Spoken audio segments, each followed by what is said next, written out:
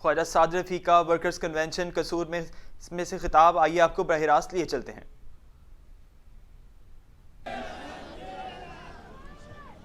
आज के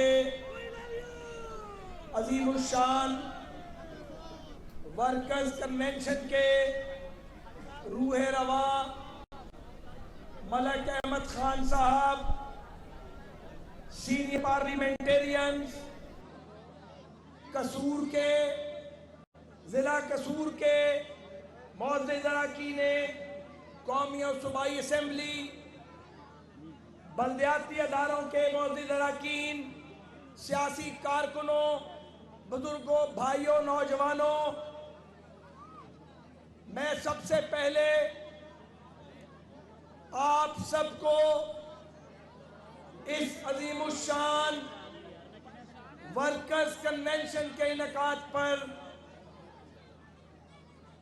मियां नवाज शरीफ की जानिब से, मियां शहबाज शरीफ की जानिब से और जमात की मरकजी क़यादत की जानिब से मुबारकबाद पेश करता हूं।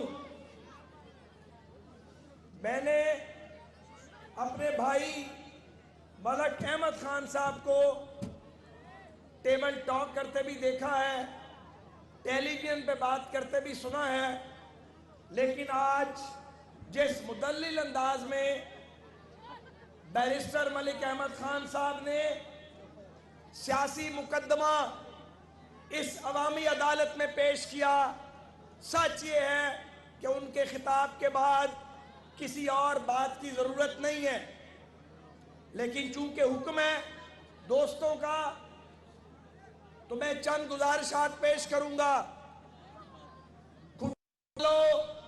आज 16 दिसंबर है।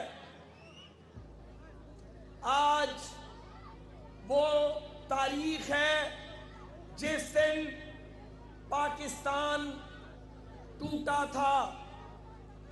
आज वो तारीख है जिस दिन आर्मी पब्लिक स्कूल में मासूम बच्चों को उनके खून से नहला दिया गया।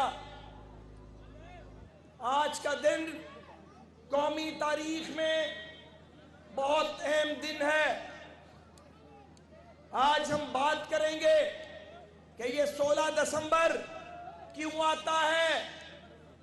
आज हम बात करेंगे कि आज 7 दहाइयां ख्वाजा साद रफ़ी कसूर में वर्कर्स कन्वेंशन से खिताब कर रहे थे। उनका कहना था कि कामयाब वर्कर्स कन्वेंशन के इनेकाद पर मुबारकबाद पेश करता हूँ। 16 दिसंबर 1971 वो दिन है जब मुल्क के 2 टुकड़े हुए थे। आज बात होनी चाहिए कि मुआशी तबाही का जिम्मेदार कौन है।